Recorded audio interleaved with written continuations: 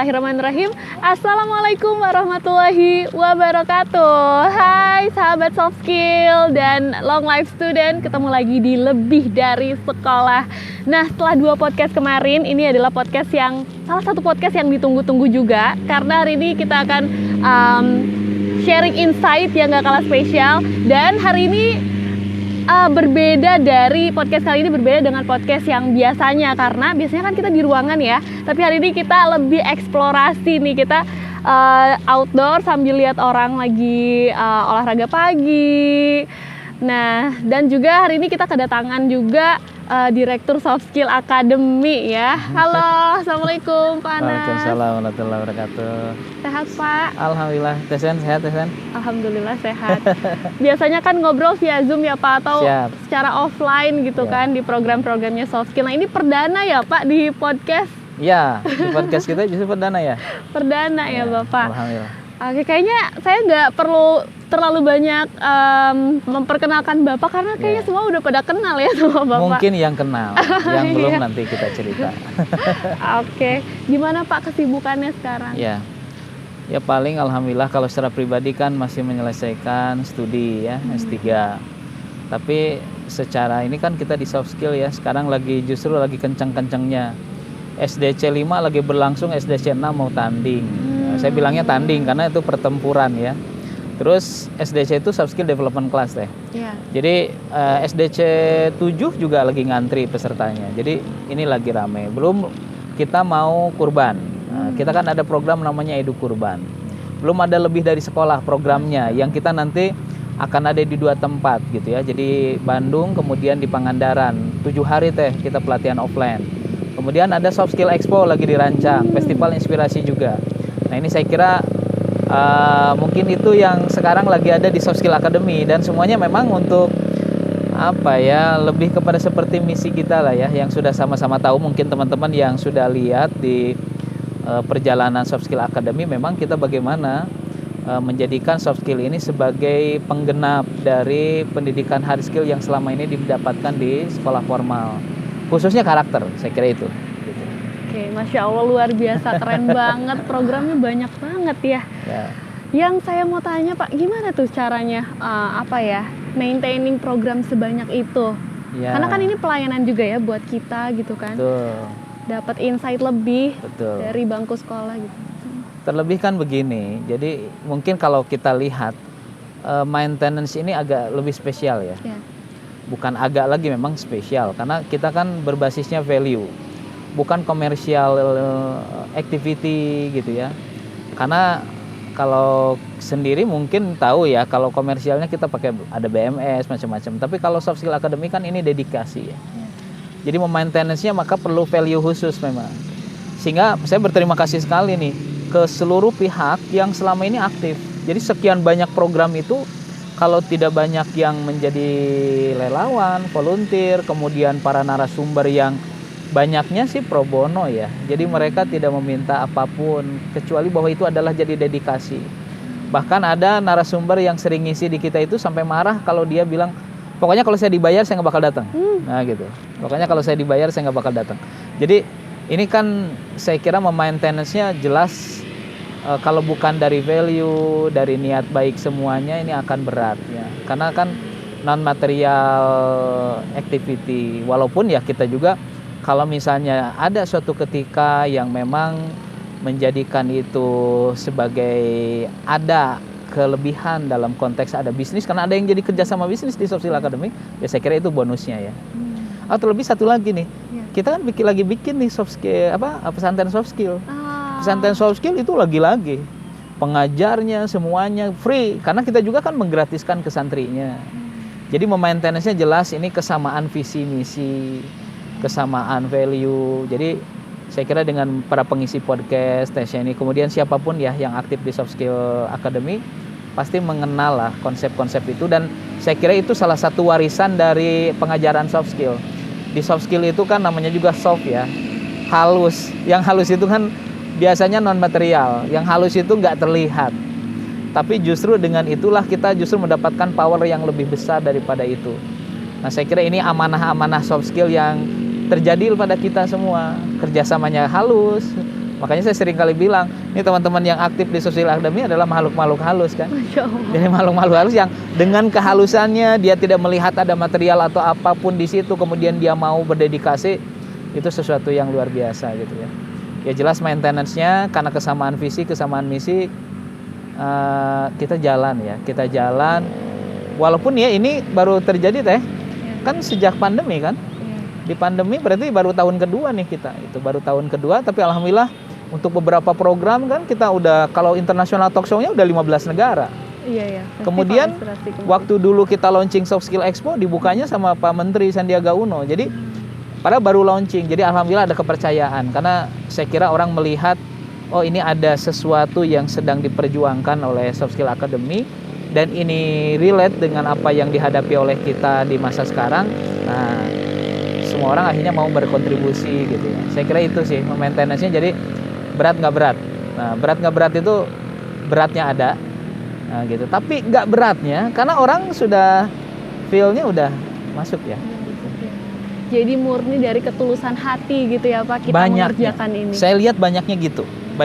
Jadi bahkan kelihatan kok kalau misalnya dia gabung misalnya dengan motif komersial, misalnya motif material, suka beda ya si vibes-nya itu gitu ya. Jadi kalau saya bilang si getarannya itu lain gitu. Dan ya kan yang saya khawatirkan begini, kalau getarannya sudah seperti itu, kasihan kepada nanti yang menikmati program kita gitu. Jadi dia tidak akan menikmati value dari program soft skill, tapi dia melihat ada udang di balik soft skill kan gitu.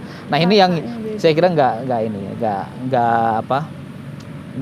fair lah kalau memang itu yang dijadikan sebagai ini kita gitu ya, value dasar kita. Makanya teman-teman yang hadir yaitu dari situ. Makanya berat nggak berat, tapi lebih banyak nggak beratnya kayaknya ya. Karena kita nothing tulus kan, nggak punya kepentingan apapun. Sampai dulu lah SDC itu kan, SDC 1, SDC 2, Soft Skill Development Class, kemudian kemarin karakter development. Ya kita sampai gini ada peserta, alhamdulillah. Tidak pun kita sudah dicatat Allah kan, jadi enak ya kalau value-nya itu. Tapi tanpa sadar, karakter development training saja di Ramadan itu kemarin pesertanya hampir 5.000 orang selama Ramadan. Berarti itu Ramadan aja ya Pak? Kalau Ramadan di total sudah ada berapa siswa atau ya kalau di sekolah kan siswa atau alumni? Ya kayaknya gitu, kalau kita kemarin sempat nyatet ya, yang pernah mendapatkan program kita itu kurang lebih 26 ribuan. 26 ribuan gitu. Kebayang ya 26 ribu yang dengan berbagai program kan, ada yang 1.000 kan, ada yang macam-macam. Gitu. Ada yang sekaligus 4.000 orang, ada gitu. Tapi online kan gitu, melalui YouTube macam-macam gitu. Tapi yang tadi kalau kita memandang ada yang jadi member kan, yang sudah lulus SDC, wisuda SDC itu kan berapa gitu. Nah itu macam-macam lah gitu. Keren sekali, 26.000 orang yang sudah merasakan manfaatnya ya Pak ya betul. Dengan adanya Soft Skill Academy ini. Nah ini menarik sih Pak, karena Bapak juga ya guru saya gitu, banyak banget belajar dari Bapak gitu. Dan ini akan jadi insight yang ya untuk anak muda gitu ya, yang sangat penting gitu untuk kita sama-sama miliki gitu ya. Nah untuk menyamakan tadi ya Pak, value tadi gitu dengan kondisi kita saat ini, rasanya tuh ya hari-hari sekarang tuh terasa berat ya Pak, karena sosial media, terus ditambah lagi ada artificial intelligence ya Pak sekarang yang bikin kita ini jadi serba instan gitu. Akhirnya menggantungkan diri kita pada ya tadi teknologi tadi gitu ya Pak. Betul. Nah gimana Pak caranya biar kita bisa konsisten gitu? Sebetulnya mungkin yang beratnya bukan menggantungkan ke teknologi ya. Karena teknologi jelas ini bertumbuh terus, cita-citanya kan mulia. Kehadiran teknologi itu mempermudah. Tapi ada ya semua hal lah saya kira. Setiap perubahan menyisakan persoalan. Salah satunya dengan tadi teknologi itu bukan teknologinya kalau saya lihat, tapi justru cara pandang orang terhadap sesuatu. Ketika ada sosial media dan yang menampilkan yang bagus-bagus, maka orang akhirnya, aduh saya pengen kayak gitu deh. Dan umumnya kan materialis yang diperlihatkan. Jadi akhirnya menjadikan orang-orang itu ya tadi value-nya bukan value imaterial tapi value material. Jadi pengen berbagai hal lah saya kira. Ini merubah karakter banget, Cita-citanya aja jadi dirubah gitu ya, merubah. Nah, ini kemarin kalau kita ngisi ke anak muda itu cita-citanya udah lain sekarang kan, cita-cita material. Karena kemuliaannya itu udah kemuliaan yang selama ini dipertontonkan oleh yang mereka lihat gitu. Ya apapun lah itu namanya ya. Jadi terlihat, oh gini ya, oh gitu ya, yang dimaksud seneng tuh, itu bahagia tuh gitu ya. Padahal yang dipertontonkan di sosmed itu belum tentu kebahagiaan dia aslinya kan. Karena itu. Ya itulah, itu banyak hal lah saya kira. Nah jadi dengan seperti itu maka soft skill menjadi lebih penting karena kehalusan dia kan tadi. Jadi tidak kasar saat berorientasi, kemudian tidak tersesat dalam membuat tujuan. Ini saya kira temuan-temuan yang kita dapatkan di soft skill ya, gitu, di soft skill. Jadi oh iya, soft skill bahkan sampai di beberapa webinar kita kan sampai ada kesimpulan soft skill itu salah satu yang mempertahankan martabat kemanusiaannya kita loh. Di tengah kemanusiaannya itu tengah terganggu dengan banyak hal, material macam-macam. Nggak salah, tapi kayaknya harus ada yang mengimbangi deh. Harus ada yang mengimbangi, harus ada program juga yang membuat sebuah value teknologi itu diimbangi oleh value-value yang lain sehingga tetap manusia ini beradab, bermartabat gitu. Nah, mungkin harus dibadah satu podcast lagi kalau bermartabat, beradabnya seperti apa ya. Nah, itu menarik juga, apalagi AI kan sekarang, artificial intelligence kan, orang ya artinya kalau kita hanya technical, pikirannya hanya ini, sebentar lagi juga kayaknya digantiin deh. Karena kadang mesin itu kan lebih teliti daripada kita secara teknis ya. Tapi apa yang mempertahankan sisi kemanusiaan kita? Nah itu soft skill tuh, gitu. Jadi kita temuannya lagi tuh, gitu. Jadi tetap harus dipertahankan ya, kita tetap harus menggali soft skill kita. Nah ini ya Pak, kita kan sekarang juga lagi ada di suasana di luar gitu ya Pak. Sengaja ya supaya kita menyatu juga nih dengan aktivitas kita sehari-hari. Karena ini juga yang akan diimplementasikan gitu kan pada diri kita, di kehidupan kita sehari-hari. Makanya ini kalau kedengeran ada suara-suara mobil, lalu lalang, motor gitu ya, ya itu memang sengaja kita setting ya supaya lebih natural gitu kan. Nah oke gitu ya Pak, berarti tadi soft skill academy gitu. Nah ini juga Pak relate ya kalau kita ambil momen ya saat ini kan sedang bulan Zulhijjah gitu ya, bulan pengorbanan gitu ya. Nah untuk tadi mencapai apa ya, pemuda kan sekarang dia tadi kita tetap terus bergerak, tetap terus apa namanya, menjadi pemuda yang bermanfaat, menjadi pemuda yang problem solver gitu kan. Kita harus ya itu tadi gitu ya, bergerak, berprogram gitu ya. Nah ada usaha gitu ya Pak yang harus kita lakukan gitu ya. Betul. Nah ini berarti kan ada makna usaha ya. Jadi sebelum bagaimana usaha itu dijalankan ada makna usahanya. Jadi kan kita memandang ya, terlepas tadi gempuran, tantangan, ya tadi value-value yang merubah value yang selama ini didapatkan atau yang selama ini kalau saya bilang mengepung kita semua, tetap harus ada usaha kan. Nah usaha itu saya memandang memang ini sejatinya hidup kita gitu. Selama hidup ya memang usaha. Jadi manusia terlihat hidupnya tuh ketika dia berusaha. Maka sepanjang dia hidup maka cirinya dia ada usaha. Berarti ketika kita masih berusaha berarti kita masih hidup. Nah makanya usaha-usaha ini kita lakukan gitu ya. Tadi makanya ada dimensi pengorbanan. Jadi kan pengorbanan itu mengiringi usaha. Kenapa? Karena nanti ada variabel satu lagi namanya cita-cita. Jadi orang punya cita-cita, kemudian dia berusaha. Jadi kan kalau tadi kita bilang ada visi, ada misi. Visi itu cita-cita, misi itu usahanya. Nah, untuk menuju situ ada pengorbanan. Jadi betapa pentingnya sebuah proses cita-cita ya gitu. Jadi dan cita-cita itu memang sejatinya tugas manusia. Kenapa bilang tugas manusia? Karena kita kan nggak bisa gini juga, kan bagi-bagi tugas ya. Kan biar kita hidupnya sederhana katanya, supaya nggak rumit cara berpikirnya, maka bagi-bagi tugas. Bagi-bagi tugas dengan sesama, dan yang paling keren adalah bagi-bagi tugas dengan penguasa kita. Tuhan yang Maha Kuasa gitu, Allah Subhanahu Wa Taala, itu bagi-bagi tugas. Manusia itu ya sudah usaha dengan tadi beragam fenomena. Oh banyak lagi kan kalau kita buka lagi ya, mungkin di kesempatan lain kita cerita. Usaha kita itu adalah kewajiban kita. Masalah nanti dari usaha itu melahirkan apa, akan ada dampak seperti apa, hasilnya seperti apa. Ada sesuatu yang kita bagi dengan Allah Subhanahu Wa Taala. Allah yang memberikan itu gitu ya. Yang hasilnya itu kan di tangan Allah. Nah kita ikhtiar nih sekarang, karakter, apalagi semenjak pandemi kan, misalnya tahu ya, ini di diskusi sosial akademi tahu, sejak pandemi terjadi, ini karakter. Kita kemudian berusaha pakai social development class, pakai karakter development program, pakai soft skill expo, pakai macam-macam. Itu usaha kita. Satu menyatakan kita hidup nih, saya hidup usaha itu. Yang kedua, usaha itu adalah sebuah sebuah lebih kepada tadi pernyataan, ya Allah, ini saya sudah melakukan ini. Nah, engkau silahkan untuk satu jelas menilai usaha kita, yang kedua memberikan hasil dan dampak. Nah, jadi usaha ini penting gitu ya. Jadi kalau konsep usaha itu penting. Apalagi nanti kalau dihubungkan dengan Zulhijjah, wah ada filosofi usaha. Oke, berarti itu tadi esensinya ya Pak, esensi dari usaha itu sendiri. Nah kalau kita ambil satu role model ya Pak, yang bisa kita petik hikmahnya, yang bisa kita jadikan contoh, influence gitu ya untuk kita nih ya, supaya kita itu tadi memaksimalkan usaha kita, siapa sih Pak yang bisa kita ambil? Banyak ya, saya kira banyak kan, semua para pejuang itu adalah orang yang berusaha, orang-orang yang berikhtiar kan.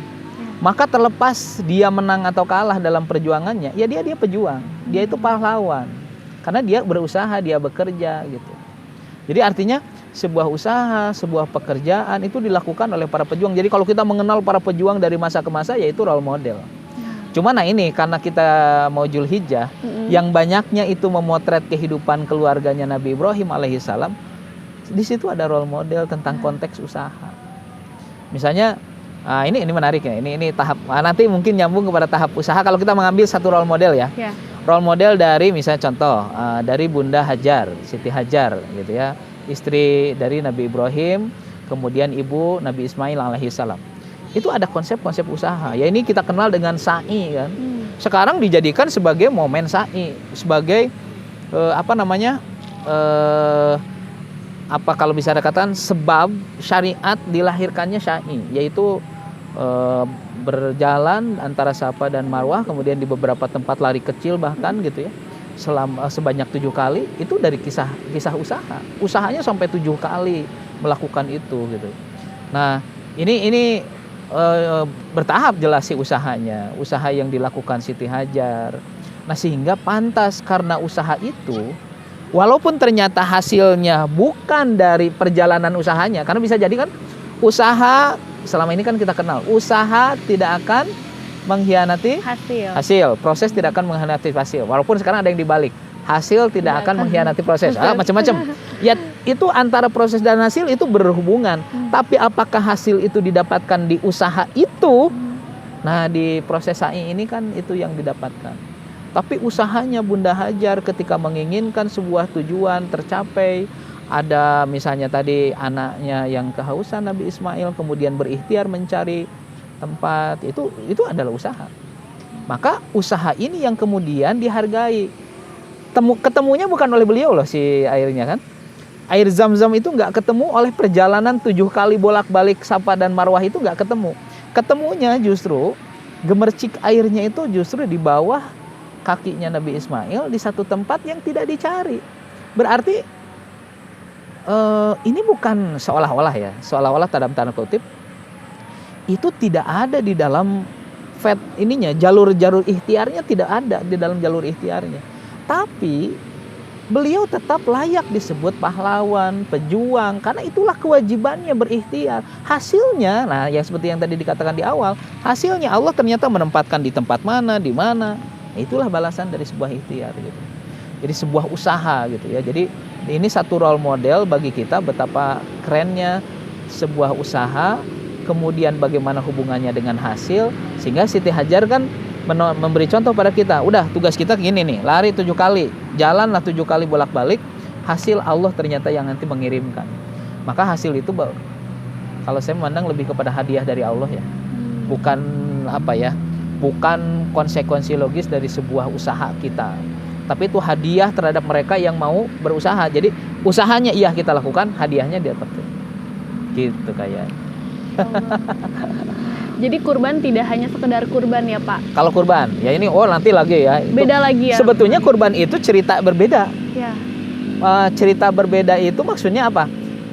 Satu usaha ada cerita yang berikutnya, yaitu dengan pengorbanan. Jadi usahanya usaha, pengorbanannya pengorbanan. Gitu. Dan itu saling berdampingan ya, maksudnya Ya. tidak pernah ada usaha Tanpa tidak pernah tanpa pengorbanan. pengorbanan gitu. Ya, betul. Jadi begitu. Nah, cuman yang menarik tahapannya teh gitu.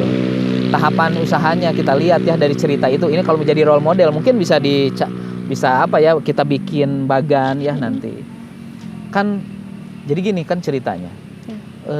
Ya nanti tentu pakar sejarah nanti bisa ini ya, teman-teman yang pakar sejarah apa boleh menambahkan kalau Boleh, memang di kolom komen ya. di komen boleh. Oh, ini kejadian detailnya ya. Kita mungkin kalau kita ambil apa ya poin besar-besarnya deh gitu ya, si scene besarnya kalau di film gitu.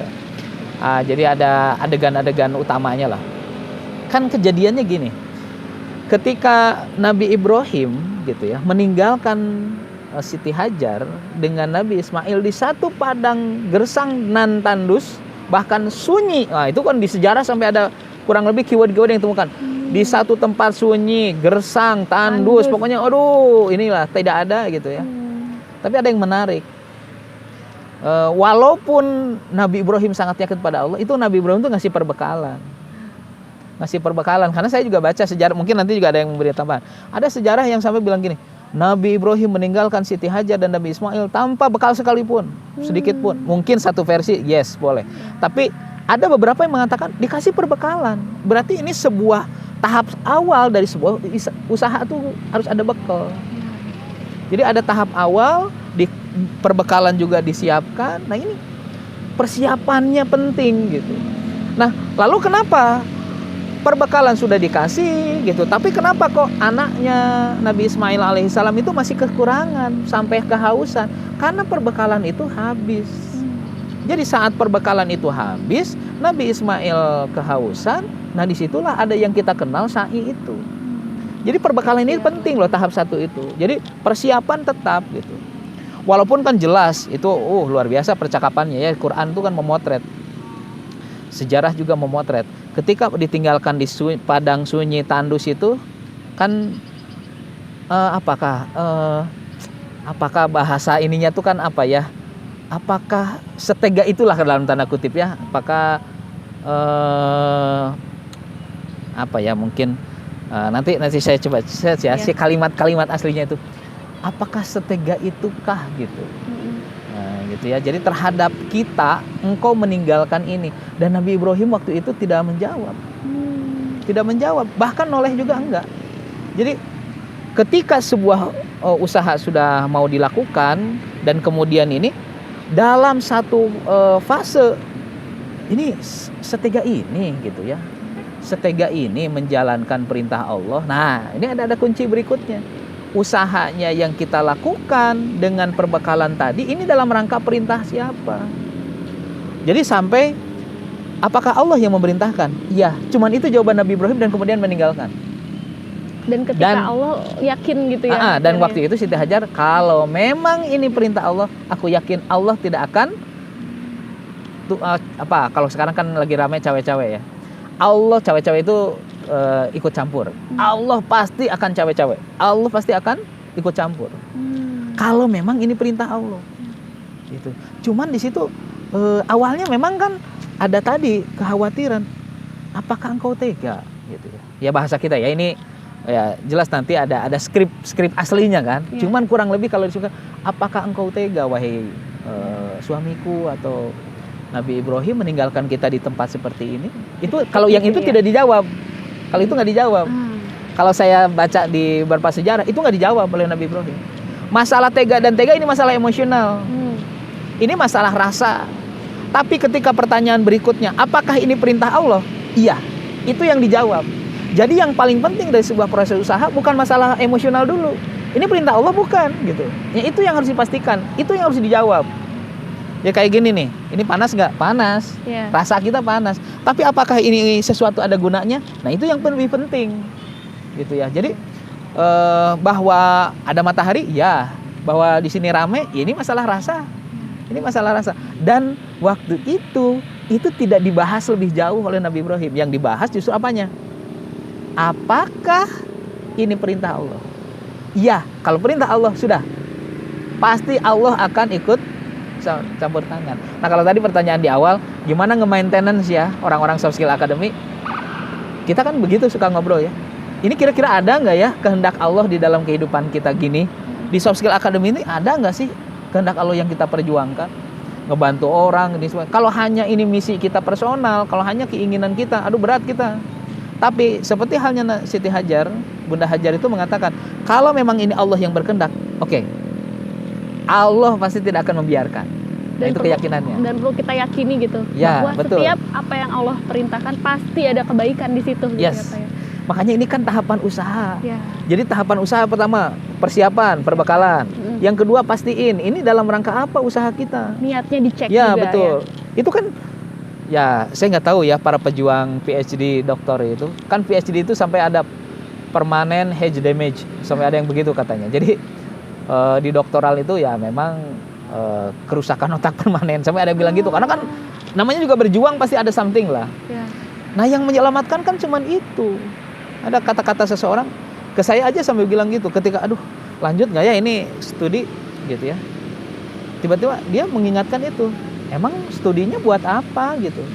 Kalau hanya untuk gelar, untuk apa, ya pantas kitanya tidak akan berjuang. Tapi ada Allahnya nggak di situ. Nah kurang lebih gitulah kalimat-kalimatnya. Nah ini mirip dengan Siti Hajar. Jadi tahap keduanya itu pastikan usaha kita dalam kehendak Allah. Nanti ada tahap ketiganya. Apa tuh, Pak? Lanjut. Lanjut. Nah kan dari kisah ini aja ya gitu ya. Terus oke, apa? Tahap pertama persiapan, kemudian ditinggalkan. Nah baru ada tahap ketiga. Ketika ada sebuah tantangan di dalam itu semua, keyakinan Siti Hajar kan diuji. Keyakinan pertamanya Allah tidak akan membiarkan. Itu mah keyakinan. Ya. Tiba-tiba diuji kan. Bayi kehausan, perbekalan habis, persiapan yang tadi bahasa kita, persiapan yang sudah kita persiapkan itu gak ini apa udah nggak cukup lagi gitu ya. Jadi nggak cukup lagi. Jadi nggak cukup lagi persiapan itu. Oleh karena itu di situ apa? Nambah usahanya. Yang awalnya mungkin hanya terdiam jadi lari. Jalan 7 kali. Bukan putus asa gitu. Bukan. Tambah lagi. Dan sebagainya. Kemudian di situ ada ikhtiar. Nah ini usaha itu setelah memastikan udah persiapan, kemudian orientasinya ini kan baru usahanya. Nah usahanya inilah kalau tahapannya lengkap sampai yang ketiga tadi, dia mau dapatnya sekarang atau nanti, mau di sini atau di sana, mau di tempat usaha kita atau bukan di tempat usaha kita, pasti ada hasil. Dan hasilnya apa? Zam-zam. Gak nanggung hasilnya itu. Zam-zam itu apa?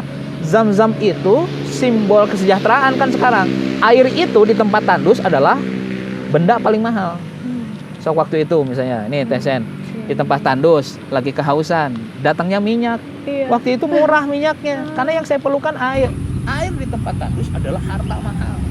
Dan air ini sekarang terus mengalir, tidak pernah berhenti, abadi, memberikan manfaat kepada miliaran, bahkan ya saya kira berapa banyak yang sudah meminum itu dan tidak pernah habis. Inilah buah dari usaha yang benar tahapannya. Jadi proses usaha itu yang kurang lebih seperti itu. Tugas kita berlari, Allah kemudian memberikan hasilnya. Nah, saya nggak tahu ya teman-teman sekarang lagi usaha apa. Kita cek aja kepada ini kita semua gitu ya. Ketika kita sedang usaha, saya, Teh Sheni, semuanya sedang memiliki, karena kita punya cita-cita ya.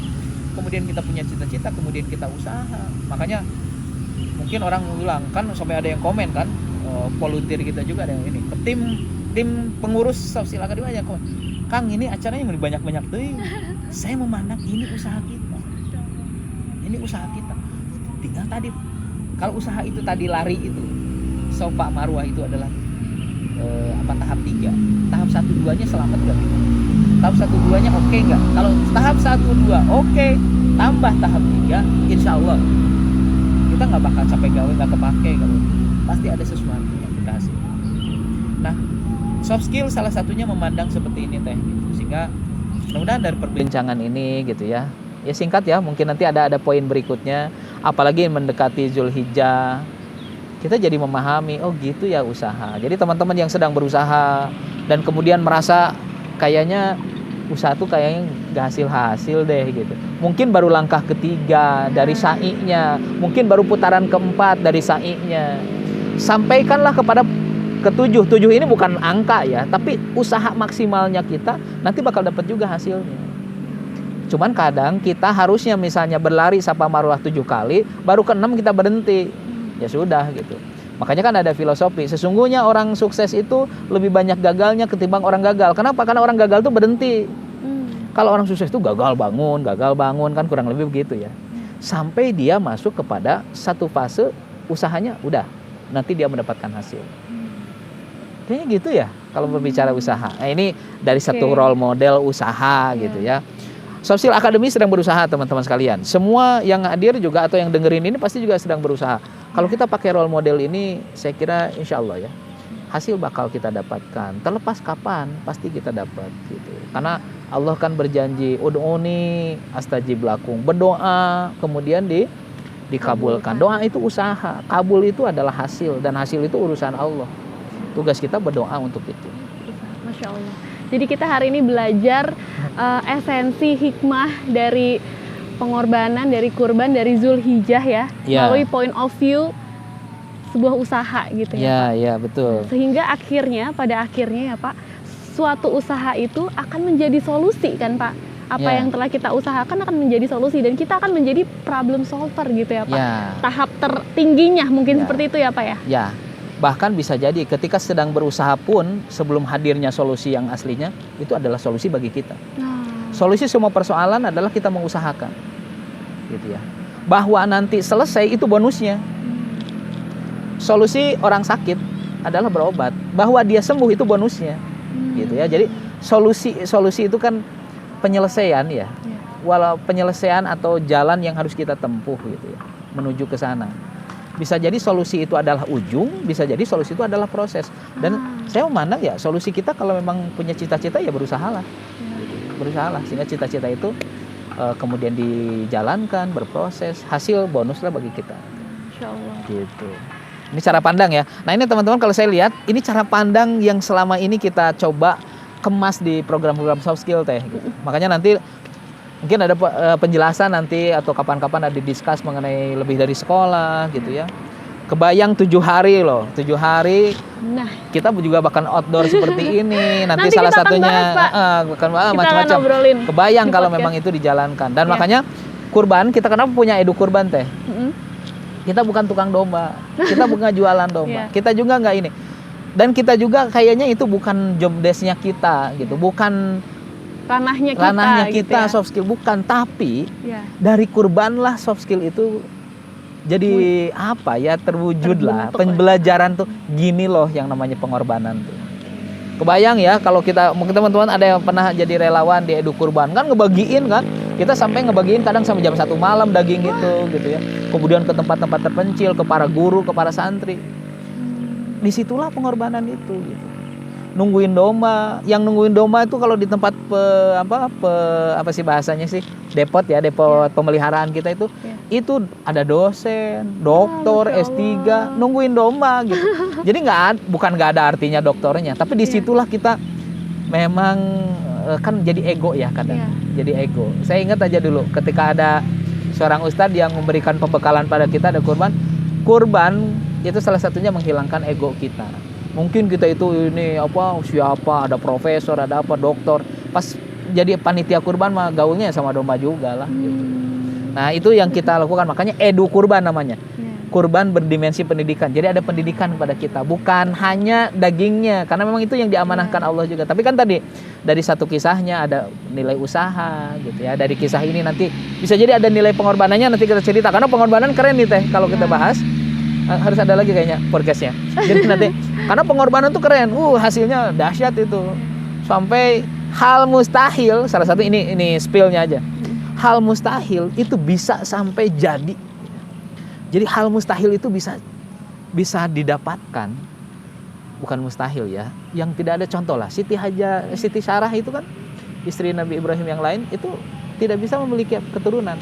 Tapi dengan pengorbanan Nabi Ibrahim jadi punya keturunan dan gak nanggung-nanggung, keturunannya Nabi juga. Nabi Ishak gitu ya. Jadi ya kayak gitulah pengorbanan itu. Jadi ya ini harus dinilai. Mungkin nanti dari kisah itu kita tahap lagi gitu ya. Mungkin nanti teman-teman bisa komen juga, atau siapa para ustadz, para guru bisa menambahkan juga bahwa kalau dari kisah detailnya usahanya seorang Siti Hajar sehingga melahirkan syariat syai pada hari ini, Itu kurang lebih kan 3 kilo kalau di ini kan ya, berarti 400 meter kali 7 ya. Nah berarti kan 2,8 atau 3 kilometer lah misalnya.